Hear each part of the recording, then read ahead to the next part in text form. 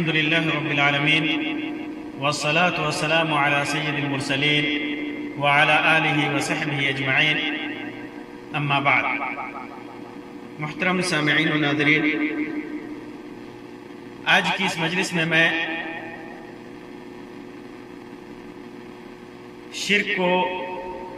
کفر کے پھیلنے کے واقعات میں سے ایک واقعے کا ذکر کروں گا، اور وہ واقعہ نہایت ہی مشہور ہے۔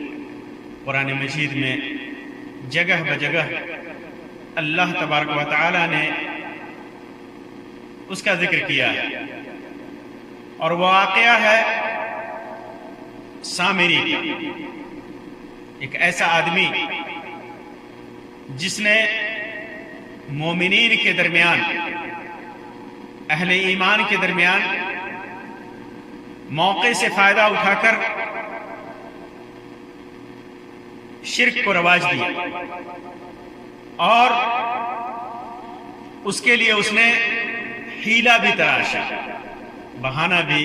تراشا، اس کے لیے دلیل بھی لائی۔ واقعہ یوں ہے کہ جب موسیٰ علیہ السلام اور فرعون میں تصادم ہوا، موسیٰ علیہ السلام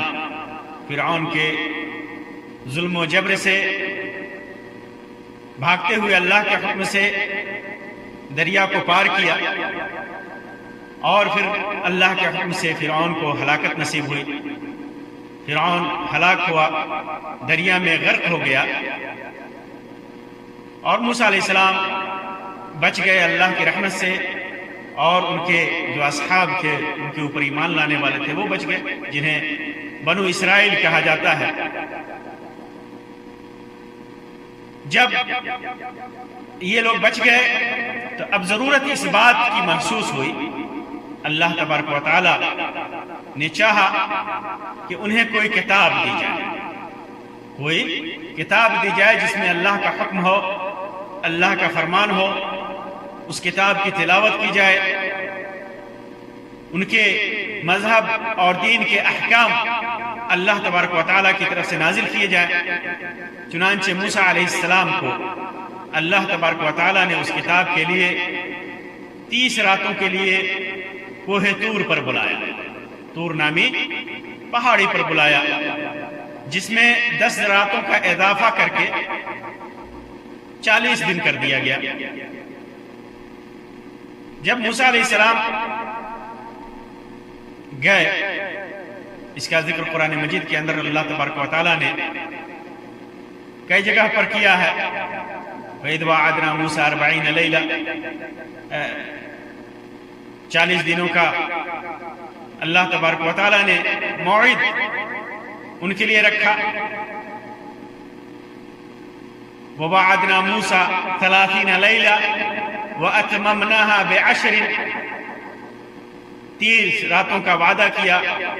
اور 10 اس میں زیادہ کر دیا۔ جب موسیٰ علیہ السلام جانے لگے، اللہ تبارک و تعالیٰ کے بلاوے پر کوہ طور پر جانے لگے، تو انہوں نے اپنے بھائی کو، ماں جائی بھائی کو، جو نبی بھی تھے، اور ان کو اپنا جانشین بنایا، ہارون علیہ السلام، تاکہ وہ بنو اسرائیل کی ہدایت اور اصلاح کا کام کرتے رہیں، دین کا کام کرتے رہیں، انہیں تعلیم دیتے رہیں، اور ہر قسم کے شر اور فتنہ اور فساد سے بنو اسرائیل کو بچاتے رہیں۔ اسی کے تعبیر اللہ تبارک و تعالیٰ نے کی ہے، وَوَعَدْنَا مُوسَىٰ 30 لَيْلَةً وَأَتْمَمْنَاهَا ب10 فَتَمَّ مِيقَاتُ رَبِّهِ 40 لَيْلَةً وَقَالَ مُوسَىٰ لِأَخِيهِ هَارُونَ اخلفني في قومي واصلح ولا تتبع سبيل المفسدين۔ اللہ تعالیٰ فرماتا ہے کہ ہم نے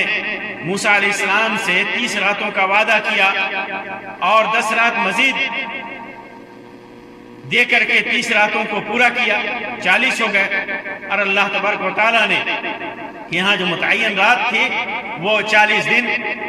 سو ان کے پروردگار کا، ان کے اللہ کا، ان کے رب کا معین وقت پورے 40 رات کا ہو گیا۔ پھر اس کے بعد جاتے ہوئے موسیٰ علیہ السلام نے اپنے بھائی ہارون کو اپنا جانشین بنایا، اور بناتے ہوئے جو وصیت کی، جو نصیحت کی، وہ یہ تھی، کیا کہا؟ وقال موسیٰ لأخیہ ہارون اخلفنی، میرے بعد اے ہارون، اپنے بھائی ہارون سے کہا کہ میرے بعد فی قومی، میرے قوم میں تم انتظام رکھنا، واصلح، ان کی اصلاح کرتے رہنا، ولا تتبع سبیل المفسدین، اور بدنظم لوگوں کی رائے پر عمل مت کرنا۔ ہارون علیہ السلام خود نبی تھے اور اصلاح کا کام ان کے فرائض منصبی میں شامل تھا۔ اس کے باوجود موسیٰ علیہ السلام نے تذکرے کے طور پر، نصیحت کے طور پر، تنبیہ کے طور پر انہیں یہ نصیحتیں کی، یہ باتیں کہی۔ پھر موسیٰ علیہ السلام جب طور پر چلے گئے تو ان کے پیچھے اسی قوم میں ایک آدمی تھا جس کا نام سامری تھا۔ اس نے سونے کے زیورات اکٹھے کر کے ایک بچڑا تیار کیا، بچڑے کی شکل دی، جس میں اس نے جبرائیل علیہ السلام کے گھوڑے کے سنگوں کے نیچے کی مٹی، کبھی جبرائیل علیہ السلام آئے تھے اور اس نے دیکھا تھا، اور ان کے گھوڑے کے سنگ کے نیچے جو مٹی تھی اس نے اس کو سنبھال کر کے رکھا تھا، جس میں کچھ کرامات کے، معجزات کے اثرات تھے، اور اس مٹی کو اس زیورات میں شامل کر دی، جس میں اللہ تبارک و تعالیٰ نے زندگی کی تاثیر رکھی تھی، جس کی وجہ سے بچڑا کچھ بیل کی آواز نکالتا تھا، اور یہی آواز اس قوم کے فتنے کا باعث بن گئی۔ اللہ گو یہ بچڑا واضح کلام کرنے سے اور ان کی رہنمائی سے عاجز تھا، بچڑا ان کی رہنمائی نہیں کر سکتا تھا، بچڑا ان سے واضح کلام نہیں کر سکتا تھا، انہیں ہدایت نہیں دے سکتا تھا، ان کی رہنمائی نہیں کر سکتا تھا، لیکن پھر بھی لوگ گمراہ ہو گئے۔ اب ایک سوال یہ ہے کہ وہ بچڑا حقیقت میں گوشت کا بچڑا بن گیا تھا یا سونے ہی کا رہا، لیکن کسی طریقے سے اس میں ہوا داخل ہوتی تو گئے بیل کی آواز کسی آواز نکلتی، اس میں اختلاف ہے علماء کا۔ علی کل حال جو بھی ہو، بچڑا مورتیوں کی شکل میں ہو یا گوشت کا ہو، دونوں حالت میں وہ بچڑا کلام نہیں کرتا، بس آواز اس کی نکلتی۔ اس آواز سے سامری نے بنو اسرائیل کو گمراہ کیا کہ یہ تو تمہارا معبود ہے، دیکھو اس کے اندر معجزہ ہے، اس کے اندر کرامت ہے، یہ تمہارا معبود ہو سکتا ہے، اس کی عبادت کی جائے گی، یہ عبادت کے لائق ہے۔ اور موسیٰ علیہ السلام کے سلسلے میں اس نے جھوٹ گڑھا، الزام لگایا کہ موسیٰ بھول گئے اور معبود کی تلاش میں کوہ طور چلے گئے۔ فَأَخْرَجَ لَهُمْ عِجْلًا، اللہ تعالیٰ اس کے سلسلے میں فرماتا ہے فَأَخْرَجَ لَهُمْ عِجْلًا جَسَدًا لَهُ خُوَارٌ فَقَالُوا هَذَا إِلَٰهُكُمْ وَإِلَٰهُ مُوسَىٰ فَنَسِيَ، اس نے لوگوں کے لیے بچڑا نکالا،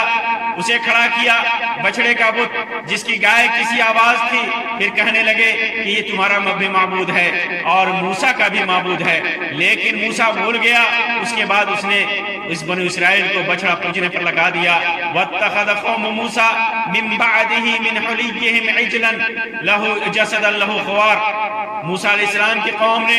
ان کے بعد اپنے زیوروں کا ایک بچڑا معبود ٹھہرا لیا، جو ایک قالب میں تھا، جس میں ایک آواز تھی۔ اللہ تبارک و تعالیٰ نے جب ان لوگوں نے بچڑے کی عبادت کی بچڑا بنا کر، تو اللہ تبارک و تعالیٰ نے اسے فتنے سے تعبیر کیا اور موسیٰ علیہ السلام کو کوہ طور پر پہلے ہی اس کی خبر دے دی کہ تمہاری قوم نے بچڑے کو معبود بنا کر کے اس کی عبادت کی ہے، سامری نے ان کو گمراہ کر دیا ہے۔ اللہ تبارک و تعالیٰ نے فرمایا قال فإنا قد فتنا قومك من بعدك وأذلهم السامری، فرمایا کہ ہم نے تیری قوم کو تیرے پیچھے آزمائش میں ڈال دیا، فتنے میں ڈال دیا، انہیں سامری نے بہکا دیا ہے۔ یہ فتنہ تھا، یہ آزمائش تھی، گناہ کا موقع نصیب ہوا، گناہ میں لوگ مبتلا ہو گئے، اس فتنے میں مبتلا ہو گئے۔ اس میں فتنہ قومک میں فتنے میں ڈالنے کی نسبت اللہ تبارک و تعالی نے اپنی طرف کی ہے، کیونکہ وہ بحیثیت خالق فرما رہا ہے، خالق ہے اس وجہ سے اپنی طرف کیا، ورنہ اس گمراہی کا سبب تو سامری ہی تھا، سبب اللہ نہیں تھا، سبب سامری تھا، جیسا کہ اللہ تبارک و تعالی نے واضح کیا فرما کر کے وَأَضَلَّهُمُ السَّامِرِي، سامری نے ان کو گمراہ کر دیا۔ جب سامری نے بچڑا بنا کر لوگوں کو بچڑے کی عبادت کی طرف دعوت دی تو ہارون علیہ السلام نے ہر ممکن کوشش کی کہ ان کو اس سے روکا جائے، ان کو اس گمراہی سے، اس فتنے سے، اس ضلالت سے انہیں روکا جائے، شرک سے روکا جائے۔ تو کیا کیا؟ اللہ تعالیٰ فرماتا ہے ان کے سلسلے میں وَلَقَدْ قَالَ لَهُمْ هَارُونُ مِنْ قَبْلُ يَا قَوْمِ إِنَّمَا فُتِنْتُمْ بِهِ وَإِنَّ رَبَّكُمُ الرَّحْمَنُ فَاتَّبِعُونِي وَأَطِيعُوا أَمْرِي۔ ہارون علیہ السلام نے ان سے پہلے ہی کہہ دیا تھا، اے میری قوم والو، اس بچڑے سے تمہاری آزمائش کی گئی ہے، تم فتنے میں مبتلا کیے گئے ہو، تمہارا حقیقی پروردگار، تمہارا حقیقی رب، تمہارا حقیقی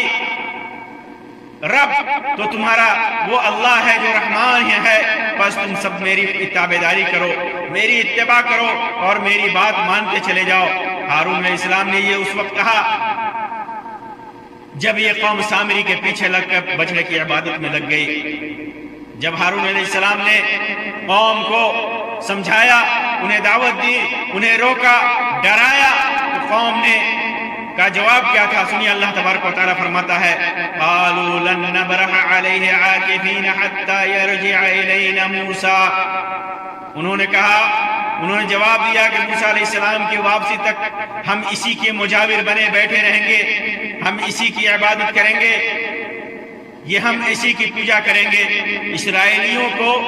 یہ گوشالہ اتنا اچھا لگا، یہ بات اتنی اچھی لگی کہ ہارون علیہ السلام کے بات کی بھی پرواہ نہیں کی اور اس کی تعظیم و عبادت چھوڑنے سے انکار کر دیا، چھوڑنے سے انکار کر دیا اور وہ گمراہی میں لگے رہے۔ پھر موسیٰ علیہ السلام تشریف لائے، غصے میں تھے۔ اللہ تبارک و تعالیٰ نے اس کی تعبیر بھی کی ہے کہ غصے میں کس طرح انہوں نے جو اللہ تبارک و تعالیٰ کی طرف سے کتاب ملی تھی، جو کتاب ملی تھی، اللہ کا حکم ملا تھا، اس کو ایک طرف رکھ دیا۔ قال فما، اور سامری سے پوچھا قال فما خطبک یا سامری، اے سامری تو نے یہ کیا کیا؟ یہ تیرا کیا معاملہ ہے؟ یہ تو نے کیا فتنہ پھیلا رکھا ہے؟ تو سامری نے جواب دیا قال بصرت بما لم يبصروا به فقبلت قبضة من اثر الرسول۔ اس نے جواب دیا کہ مجھے وہ چیز دکھائی دی جو انہیں نہیں دکھائی دی، تو میں نے قاصد الہی کے نقش قدم سے ایک مٹھی بھر لے لیا، مٹی لے لی، لوگوں کو دکھائی نہیں دیا لیکن میں نے دیکھا تھا۔ وہ جبریل علیہ السلام کے گھوڑے کے نیچے سے وہ ایک مٹھی بھر مٹی لی تھی اور کہا فَنَبَذْتُهَا، میں نے اس میں ڈال دیا زیورات میں، وَكَذَلِكَ سَوَّلَتْ لِي نَفْسِي، اسی طرح میرے دل نے یہ بات میرے لیے بھلی بنا دی، مجھے یہ چیز اچھی لگی۔ معلوم کیا ہوا؟ جب گمراہی پھیلتی ہے تو اس کے اسباب میں سے ایک سبب یہ بھی ہوتا ہے کہ وہ چیز انسان کو بھلی معلوم ہوتی ہے۔ عقل اس کا تقاضا کرے یا نہ کرے، عقل اس کی اجازت دے یا نہ دے، عقل اس کو تسلیم کرے یا نہ کرے، انسان کے نفس کو کوئی چیز جب بھلی معلوم ہوتی ہے تو وہ اسی طرح گمراہی والا کام کرتا ہے، گمراہ ہوتا ہے اور گمراہی پھیلاتا ہے۔ اسی طرح سامری کے بعد موسیٰ علیہ السلام نے اپنی قوم سے بھی استفسار کیا اور قوم کو سمجھانے کی پوری کوشش کی۔ فرمایا اللہ تبارک و تعالیٰ میں أَلَمْ يَرَوْا أَنَّهُ لَا يُكَلِّمُهُمْ وَلَا يَهْدِيهِمْ سَبِيلًا اتَّخَذُوهُ وَكَانُوا ظَالِمِينَ۔ انہوں نے یہ نہ دیکھا کہ ان سے بات بھی نہیں کرتا، سامنے دیکھ رہے ہیں، صرف آواز نکل رہی ہے وہ بات بھی نہیں کر رہا، وہ بچڑا بات بھی نہیں کر رہا، کوئی ہدایت کی بات نہیں کر رہا ہے، کوئی راستہ نہیں دکھا رہا ہے، پھر بھی ان لوگوں نے اسے معبود قرار دیا۔ یہ بہت بڑی ناانصافی تھی۔ اللہ تعالیٰ فرماتا ہے فَرَجَعَ مُوسَىٰ إِلَىٰ قَوْمِهِ غَضْبَانَ أَسِفًا، موسیٰ علیہ السلام سخت غضبناک ہو کر کے رنج کے ساتھ افسوس کرتے ہوئے واپس لوٹے اور کہنے لگے قَالَ يَا قَوْمِ أَلَمْ يَعِدْكُمْ رَبُّكُمْ وَعْدًا حَسَنًا، اے میری قوم کے لوگ، کیا تجھ سے تمہارے رب نے اچھا وعدہ نہیں کیا، خیر کا وعدہ نہیں کیا، بھلائی کا وعدہ نہیں کیا، حسن کا وعدہ نہیں کیا، نیکی کا وعدہ نہیں کیا۔ وعدے سے مطلب جنت یا فتح و ظفر کا وعدہ ہے۔ اگر وہ دین پر قائم رہے تو تورات کا بھی وعدہ یعنی کتاب دینے کا بھی وعدہ یہاں پر مراد لیا جا سکتا ہے، جس کے لیے انہیں طور پر بلایا گیا تھا۔ تو انہوں نے کہا کہ اللہ تبارک و تعالیٰ نے تجھ سے خیر کا وعدہ نہیں کیا تھا، خیر کا وعدہ نہیں کیا تھا۔ اَفَطَالَ عَلَيْكُمُ الْعَهْدُ أَمْ أَرَدْتُمْ أَنْ يَحِلَّ عَلَيْكُمْ غَضَبٌ مِّن رَّبِّكُمْ فَأَخْلَفْتُمْ مَوْعِدِي، کیا ہو گیا تھا تمہیں، کیا اس کی مدت تمہیں لمبی معلوم ہوئی، کیا اس کی مدت دراز ہو گئی تھی، کیا تم زیادہ دن ہو گیا تھا تمہارا ایمان لائے ہوئے کہ تم بھول گئے اور بچڑے کی پوجا شروع کر دی، نبی کو بھول گئے اور غیر اللہ کی عبادت کرنے لگے، اللہ کو بھول گئے، اس کے ساتھ شرک کرنے لگے، بلکہ تمہارا ارادہ ہی ہے کہ تم پر اللہ کا غضب نازل ہو، تم چاہتے ہو کہ تمہارے اوپر اللہ کا غضب نازل ہو، تو نے میرے وعدے کے خلاف کیا۔ موسیٰ علیہ السلام کی قوم نے وعدہ کیا تھا کہ ان کی طور سے واپسی تک وہ اللہ کی اطاعت اور عبادت پر قائم رہیں گے، لیکن انہوں نے اس وعدے کو بھلا دیا، پوری زندگی ان کا ساتھ ہی نہیں دیا اور راستے ہی میں رک کر انہوں نے گوشالہ پرستی شروع کر دی، بچڑے کی عبادت شروع کر دی، غیر اللہ کی پوجا شروع کر دی۔ وَلَمَّا رَجَعَ مُوسَىٰ إِلَىٰ قَوْمِهِ غَضْبَانَ آسِفًا قَالَ بِئْسَ مَا خَلَفْتُمُونِي مِن بَعْدِي أَعَجِلْتُمْ أَمْرَ رَبِّكُمْ، موسیٰ علیہ السلام اپنے قوم کی طرف واپس آئے تو غصہ اور رنج میں بھرے ہوئے واپس آئے، فرمایا کہ تو نے میرے بعد یہ بہت بری جانشینی کی ہے، تو نے بہت ہی برا کام کیا ہے، کیا تم اپنے رب کے حکم سے پہلے ہی تم نے جلد بازی کر لی، تم نے بڑی جلد بازی کر لی۔ قوم نے کیا جواب دیا، دیکھیے قوم کا جواب، قالوا ما اخلفنا موعدك بملكنا ولكننا حملنا اوزارا من زينة القوم فقذفناها فكذلك القى السامري۔ قوم نے جواب دیا کہ ہم نے اپنے اختیار سے آپ کے ساتھ وعدے کے خلاف نہیں کیا، آپ کی وعدہ خلافی میں نے اپنے اختیار سے نہیں کیا، ہم نے نہیں کیا، بلکہ یہ ہم سے غلطی اضطراری طور پر ہو گئی۔ پھر اس کے بعد آگے وجہ اس کے بیان کرتے ہوئے کہتے ہیں کہ ہم نے قوم پر زیورات کے جو بوجھ لاد دیے گئے تھے انہیں ہم نے ڈال دیا، اسی طرح سامری نے ہمیں بھی ڈال دیے، سامری نے بھی ڈال دیے اور سامری نے ہمیں بھی گمراہ کر دیا۔ زینت سے مراد زیورات ہیں اور قوم سے مراد فرعون ہے، فرعون مراد ہے، کہتے ہیں کہ یہ زیورات انہوں نے فرعونیوں سے عاریتاً لیے تھے، اسی لیے انہیں بوجھ کہا گیا کیونکہ ان کے لیے جائز نہیں تھے، چنانچہ انہیں جمع کر کے ایک گڈھے میں ڈال دیا گیا۔ سامری نے بھی جو مسلمانوں کے بعد گمراہ فرقوں کی طرح گمراہ تھا، اس نے زیورات کو تپا کر ایک طرح کا بچڑا بنا دیا جس میں ہوا اندر باہر آنے جانے کی وجہ سے ایک قسم کی آواز پیدا ہوتی تھی اور اس آواز سے نے بنو اسرائیل کو گمراہ کر دیا، وہ لوگ دھوکے میں آ گئے۔ تو انہوں نے کہا کہ ہم دھوکے میں تھے، دھوکے میں آ کر کے اضطراری طور پر ہم سے گمراہی سرزد ہو گئی، ورنہ ہم گمراہ ہونے والے نہیں تھے۔ پھر موسیٰ علیہ السلام نے جب دیکھا کہ وہ بچڑے کی عبادت میں لگے ہوئے قوم کے لوگ وہ سخت غضبناک ہوئے، جلدی میں تختیاں بھی جو کوہ طور سے لائے تھے اسے ایک کنارے پر رکھ دیا اور فرمایا ہارون علیہ السلام دینی غیرت اور حمیت اس طرح طاری ہوئی کہ انہوں نے ہارون علیہ السلام کا گریبان پکڑ لیا، داڑھی پکڑ لی اور کہا یا ہارون ما منعکم اذ رأیتہم ضلوا، اے ہارون جب ان لوگوں کو گمراہ ہوتے ہوئے تم نے دیکھا تو کیوں تم نے نہیں روکا؟ کس چیز میں تجھے روکا تھا ان کو منع کرنے سے؟ اللہ تتبعنی افعصیت امری، تو میری اتباع تو نے کیوں نہیں کیا؟ کیا تو بھی میرے نافرمان بھائی ہو؟ کیا تو نے بھی میری نافرمانی کی؟ تیری اندر بھی نافرمانی ہے؟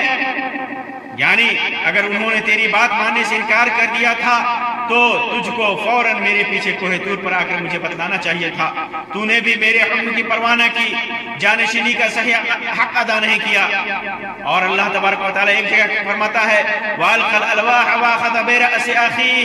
يَجُرُّهُ إِلَيْهِ، موسیٰ علیہ السلام نے جلدی سے تختیاں ایک طرف رکھ دی اور اپنے بھائی کا سر پکڑ کر ان کی طرف اپنی طرف گھسیٹنے لگے۔ تورات کو واضح رہے کہ جو تورات اللہ تبارک و تعالیٰ نے موسیٰ علیہ السلام کو دیا تھا آسمانی کتابوں میں سے ایک ان کو تختیوں کی شکل میں دیا گیا تھا، جس میں ان کے لیے دینی احکام تھے، امر و نواہی کا ذکر تھا، ترغیب و ترہیب تھی، ڈرانا تھا، سارے بیانات ان کے احکام تھے، پوری تفصیل اس کے اندر موجود تھی۔ تو اس طرح انہوں نے ہارون علیہ السلام کی سرزنش کی داڑھی پکڑ کر کے، لیکن ہارون علیہ السلام نے اپنی معذرت پیش کی۔ جو معذرت پیش کی وہ معذرت کیا تھی؟ اللہ تبارک و تعالیٰ نے اس کی عکاسی کی ہے، اس کی وضاحت کی ہے۔ فرماتا ہے قال ابن ام ان القوم استضعفوني وكادوا يقتلونني، اے میرے ماں کی جائے، اے میری ماں کے بیٹے، ان لوگوں نے مجھے بے حقیقت سمجھا، استضعفونی کمزور سمجھا، بے حقیقت سمجھا، یہ ہارون اکیلے ہے، وہ کیا کر سکتا ہے؟ وَكَادُوا يَقْتُلُونَنِي، میرے قتل کے در پہ ہو گئے، قتل کے در پہ ہو گئے۔ یہ ہارون علیہ السلام نے اپنا عذر پیش کیا، جس کی وجہ سے قوم شرک جیسے جرم عظیم میں قوم کو شرک جیسے جرم عظیم سے روکنے میں ناکام رہے۔ اپنی کمزوری اور بنو اسرائیل کے عناد اور سرکشی کہ انہیں قتل کر دینے پر آمادہ ہو گئے، دونوں عذر انہوں نے پیش کیا اور کہا کہ اپنی جان بچانے کے لیے مجھے خاموش رہنا پڑا، جس کی اجازت ایسے موقع پر اللہ تبارک و تعالیٰ نے مومن بندوں کو دی ہے کہ جان کو خطرہ ہو تو ایسے موقع سے وہ اپنی کمزوری کے ساتھ وہ ایسے شرک اور گمراہ سے الگ ہو گئے۔ پھر انہوں نے کہا کہ فلا تشمت بالعادا، میں مجھے سرزنش کر کے دشمنوں کو مجھ پر مت ہنساؤ، ولا تجعلنی مع القوم الظالمین، اور مجھے ظالم قوموں میں سے مت بناؤ مجھے سزا دے کر کے۔ قال یا ابن ام لا تاخذ بلحیتی ولا برأسی، میری داڑھی مت پکڑ اور نہ میرا سر پکڑ، انی خشیت ان تقول فرقت بین بنی اسرائیل، مجھے ڈر تھا کہ اگر میں بنو اسرائیل کی مخالفت کروں، قوم کی مخالفت کرتا تو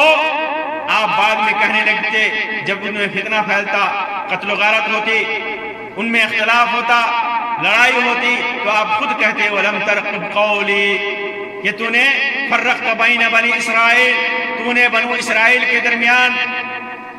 اختلاف پیدا کر دیا، انتشار پیدا کر دیا، دوری پیدا کر دی۔ وَلَمْ تَرْقُبْ قَوْلِي، تو نے میرے بات کا انتظار نہیں کیا، میرے حکم کا انتظار نہیں کیا۔ اگر ایسا کرتا تو وہ لوگ مجھے قتل کرتے، اور جب قتل کرتے تو میرے ساتھ جو لوگ تھے وہ ضرور ان سے بدلہ لینے کی کوشش کرتے اور ان سے بدلہ لیتے، لڑائی ہوتی۔ تو ایسی حالت میں آپ کہتے کہ میرے آنے کا انتظار تو نے کیوں نہیں کیا؟ تو اسی وجہ سے میں نے ان کے ساتھ ان کی مخالفت نہیں کی اور ان سے لڑائی نہیں کی۔ ہارون علیہ السلام نے اپنی ذمہ داری پوری طرح سے نبھائی، انہیں سمجھانے اور بچڑے کی پرستی سے روکنے میں مداحمت اور کوتاہی انہوں نے نہیں کی۔ لیکن معاملے کو اس حد تک نہیں جانے دیا کہ خانہ جنگی شروع ہو جائے اور انہیں لوگ قتل کر دے، کیونکہ ہارون علیہ السلام کے قتل کا مطلب پھر ان کے حامیوں اور مخالفوں میں آپس میں خونی تصادم ہوتا اور بنو اسرائیل واضح طور پر دو گروہوں میں بٹ جاتے جو ایک دوسرے کے خون کے پیاسے ہوتے۔ موسیٰ علیہ السلام چونکہ خود وہاں موجود نہ تھے، اس لیے صورتحال کی نزاکت سے کیسے بے خبر تھے، اسی وجہ سے انہوں نے ان کے ساتھ غصہ کیا۔ پھر جب ہارون علیہ السلام نے وضاحت پیش کی تو پھر وہ قوم اصل مجرم کی طرف متوجہ ہوئے اور ان سے استفسار کیا۔ ویسے ہارون علیہ السلام نے یہ عذر بھی پیش کیا کہ عقیدہ اور عمل میں مجھے کس طرح ان کے ساتھ شمار کیا جا سکتا ہے، ظالم قوم میں سے مجھے کیسے شمار کیا جا سکتا ہے۔ میں نے شرک کا ارتکاب کیا، نہ اس کی اجازت دی، نہ اس پر خوش ہوا، صرف خاموش رہا اور اس لیے بھی کہ میرے پاس معقول عذر تھا۔ میرا شمار ظالموں میں مشرکوں میں کس طرح ہو سکتا ہے؟ یہی وجہ ہے کہ جب انہوں نے معذرت پیش کی اور اپنی بات ان کے سامنے احسن طریقے سے رکھی تو موسیٰ علیہ السلام نے ان کو معذور سمجھا اور دعا کی اللہ رب العزت سے، کہا رب اغفر لی ولأخی، اے اللہ مجھے بخش دے، میری مغفرت فرما، میری خطا معاف فرما، ولأخی اور میرے بھائی کی مغفرت فرما، ان کی غلطیوں کو معاف فرما، وادخلنا فی رحمتک اور اپنی رحمت میں ہمیں داخل فرما، وانت ارحم الراحمین، اللہ تو سب سے زیادہ رحم کرنے والا ہے۔ پھر اس کے بعد جب سامری اور قوم کا گناہ واضح ہو گیا، ان کا شرک واضح ہو گیا، شرک ثابت ہو گیا، تو اللہ تبارک و تعالیٰ نے اس قوم کو سزا دی اور کہا موسیٰ علیہ السلام نے قال فاذهب فإن لك في الحياة أن تقول لا مساس، کہا کہ جا، دنیاوی زندگی میں تیری سزا یہی ہے۔ سامری کو سزا دیتے ہوئے کہا کہ دنیاوی زندگی میں تیری سزا یہی ہے کہ تو کہتا رہ کہ مجھے نہ چھونا، لوگوں سے کہتا پھرے کہ مجھے مت چھونا، لا مساس، مجھے مت چھونا، لوگوں سے یہ کہتا رہا زندگی بھر، عمر بھر تو یہ کہتا رہے گا کہ مجھ سے دور ہو، مجھے نہ چھونا، اس لیے کہ اسے چھوتے ہی چھونے والا بھی اور یہ سامری بھی دونوں بخار میں مبتلا ہو جاتے، سب مبتلا ہو جاتے۔ اس لیے جب کسی انسان کو دیکھتا تو فوراً چیخ کر کہتا کہ مجھ سے الگ رہو، لا مساس، یہ چیخ اٹھتا اور کہتا کہ اور پھر اس کے بعد یہ انسانوں کی بستی سے نکل کر جنگل میں چلا گیا، جہاں جانوروں کے ساتھ اس کی زندگی گزری، اور یہ دنیا کے لیے، قیامت کے لیے عبرت کا نمونہ بنا رہا۔ گویا لوگوں کو گمراہ کرنے کے لیے جو شخص جتنا حیلہ اور جو جتنا بہانہ تلاش کرے، جتنا فن اختیار کرے، جتنا مکر و فریب اختیار کرے، دنیا اور آخرت میں اس کی سزا بھی اسی حساب سے شدید تر اور نہایت عبرتناک ہوتی ہے۔ یہ گمراہی پھیلانے والے کی سزا ہے۔ اسی وجہ سے جو آدمی کوئی برائی پھیلاتا ہے تو اس کو اس برائی پھیلانے کی بھی سزا ہوتی ہے، جیسا کہ حدیث میں ہے، اور جو اس پر عمل کرتا ہے اس کی بھی سزا اس کی ہوتی ہے۔ اور اللہ تبارک و تعالیٰ نے فرمایا، انہوں نے کہا وَإِنَّ لَكَ مَوْعِدًا لَن تُخْلَفَهُ، اور ایک اور بھی وعدہ تیرے ساتھ ہے جو تجھ سے ہرگز نہیں ٹلے گا، اور اس کے بعد فرمایا وَانظُرْ إِلَىٰ إِلَٰهَكَ الَّذِي ظَلْتَ عَلَيْهِ عَاكِفًا، اور اپنے اس معبود کو بھی دیکھ لینا جس کا تم اعتکاف کیے ہوئے ہو، جس کے تم مجاور بیٹھے ہوئے ہیں، اس کے ساتھ میں کیا کرتا ہوں، لَنُحَرِّقَنَّهُ ثُمَّ لَنَنسِفَنَّهُ فِي الْيَمِّ نَسْفًا، تم کو تو دنیا میں عبرتناک بنائے گا ہی اللہ تبارک و تعالی، آخرت میں بھی تجھے سزا دے گا، تیرے ساتھ وعدہ ہے۔ اور اس معبود کو جس کی عبادت تم کر رہے تھے، جسے تم نے معبود بنایا، جس کے سامنے تم اعتکاف کیے ہوئے تھے، جس کے تم مجاور بیٹھے ہوئے تھے، ہم اسے جلا کر دریا میں ریزہ ریزہ اڑائیں گے، اس کے جلائیں گے اور دریا میں ریزہ ریزہ اڑائیں گے۔ اس سے معلوم ہوا کہ شرک کے آثار ختم کرنا بلکہ ان کا نام و نشان تک مٹا دینا چاہیے۔ ان کی نسبت کتنی ہی مقدس ہستیوں کی طرف کیوں نہ ہو، کتنی مقدس ہستیوں کی صورتیں کیوں نہ بنائی گئی ہو، اگر ایسا کیا جاتا ہے تو یہ ان کے ساتھ توہین نہیں ہے بلکہ شرک کا قلع کما ہے۔ اسی وجہ سے دیکھیں گے کہ اہل ایمان، اہل توحید اور خود اللہ کے رسول صلی اللہ علیہ وسلم نے کس طرح خانہ کعبہ میں مورتیوں کو توڑا تھا، کس طرح اہل ایمان نے، اہل توحید نے مزار بنائے ہوئے مزار اور زیارت گاہوں کو، جو قبریں اونچی بنا دی گئی تھی، اللہ کے رسول صلی اللہ علیہ وسلم کے حکم سے کس طرح انہیں توڑا۔ یہ عین سنت ہے، یہ عین اللہ کا حکم ہے، یہ انبیاء کا طریقہ ہے۔ اسی وجہ سے جو اہل ایمان توڑتے ہیں یہ قبروں کو جو اونچی اور جن کی عبادتیں کی جاتی ہیں اور جن کے سامنے سجدہ کیا جاتا ہے، جن کے مجاور بن کر لوگ بیٹھتے ہیں، جن کے ذریعے اللہ تبارک و تعالیٰ کے ساتھ شرک کیا جاتا ہے، خرافات انجام دیا جاتا ہے، اگرچہ وہ اولیاء کی طرف نسبت ہو، اگرچہ طرف ان کی نسبت انبیاء کی طرف ہو، لیکن ان کا توڑنا نہ اولیاء کی توہین ہے نہ انبیاء کی توہین ہے، بلکہ یہ عین انصاف ہے، یہ عین انصاف ہے، عین انصاف ہے۔ اور اسی کا حکم اللہ تبارک و تعالیٰ نے دیا ہے، موسیٰ علیہ السلام کو بھی دیا تھا، اور اللہ اپنے نبی محمد صلی اللہ علیہ وسلم کو بھی دیا تھا، اور نبی اکرم صلی اللہ علیہ وسلم نے خانہ کعبہ سے اسے مٹا دیا تھا۔ چنانچہ توحید کا حکم اللہ تبارک و تعالیٰ نے یہاں پر ساری دنیا کو دیا ہے اور شرک کے انجام کا بیان کیا ہے۔ اللہ تبارک و تعالیٰ فرماتا ہے انما الہکم الذی لا الہ الا هو واسع کل شیء علما۔ اصل بات یہی ہے کہ تم سب کا معبود برحق صرف اللہ تبارک و تعالیٰ ہے، اس کا کوئی ہمسر نہیں، اس کے سوا کوئی پرستش کے لائق نہیں، اس کا علم تمام چیزوں پر حاوی ہے۔ افلا يرون الا يرجع اليهم قولا ولا يملك لهم ضرا ولا نفعا۔ گمراہ لوگوں کو کی مذمت کرتے ہوئے، ان کی عقل پر مادم کرتے ہوئے اللہ تبارک و تعالیٰ فرماتا ہے کہ گمراہ لوگ یہ بھی نہیں دیکھتے کہ وہ تو ان کی بات کا جواب بھی نہیں دے سکتا اور نہ کسی برے بھلے کا اختیار ہے۔ اللہ تبارک و تعالیٰ نے ان کی جہالت اور نادانی کی وضاحت کی کہ عقل کے اندھوں کو اتنا بھی نہیں پتا چلا کہ یہ بچڑا صرف اس کے اندر سے کسی وجہ سے آواز نکل رہی ہے، نہ یہ نقصان پہنچانے پر قادر ہے، نہ کسی بات کا جواب دے سکتا ہے۔ یہ سارا کام تو صرف معبود ہی کے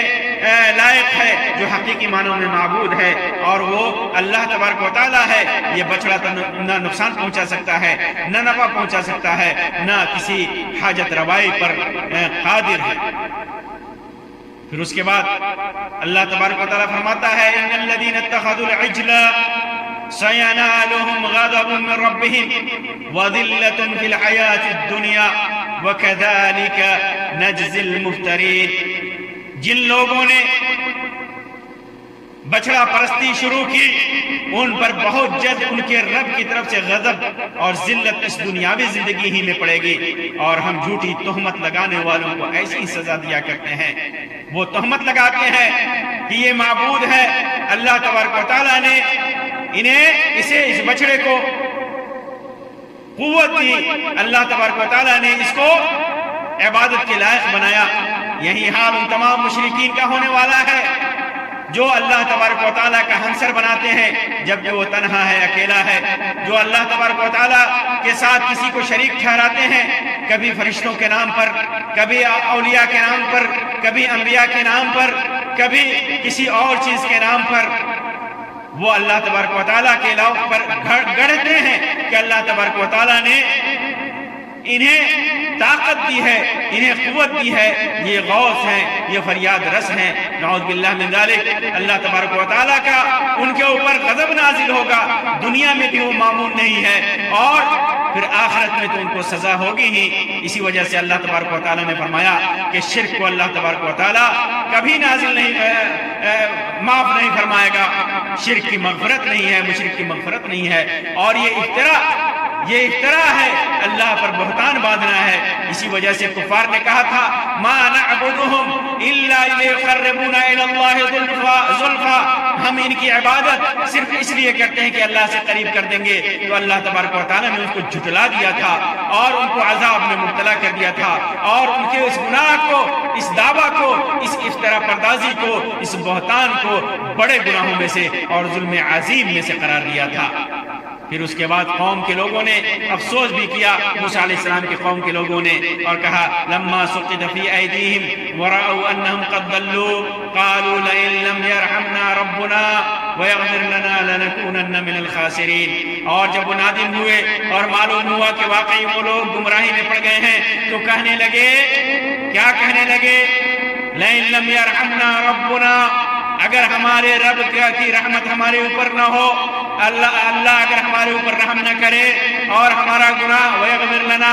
اور ہمارے گناہ معاف نہ کرے، تو لنکونن من الخاسرین، تو ہم گھاٹا اٹھانے والوں میں سے ہو جائیں گے۔ تو اہل شرک کو چاہیے کہ پہلی فرصت میں اللہ تبارک و تعالیٰ کی رحمت کے طالب ہوں، پہلی فرصت میں اپنے گناہوں کی مغفرت طلب کریں، شرک سے اجتناب کریں، شرک سے بچیں، توحید کو سینے سے لگائیں۔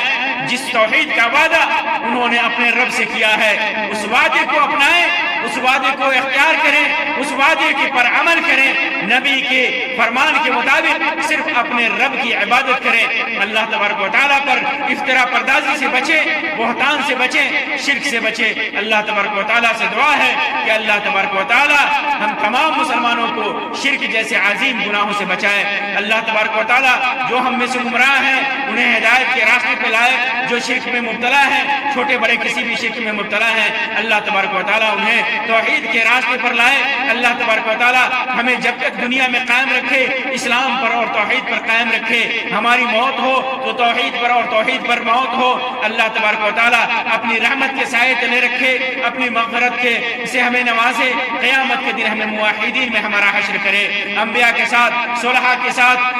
شہداء کے ساتھ، جو موحدین تھے جنہوں نے دنیا میں توحید کو پھیلایا، جن کی موت توحید پر ہوئی۔ اللہ تبارک و تعالیٰ ہمیں ان کے ساتھ ہمارا حشر کرے۔ اللہ تبارک و تعالیٰ ہمیں ان لوگوں میں شامل کرے جو 70,000 ہیں اور بغیر حساب و کتاب کے جنت میں جائیں گے۔ آمین یا رب العالمین۔ وآخر دعوانا ان الحمد للہ رب العالمین، وصلی اللہ علی خیر خلقہ وسلم، والسلام علیکم ورحمۃ اللہ وبرکاتہ۔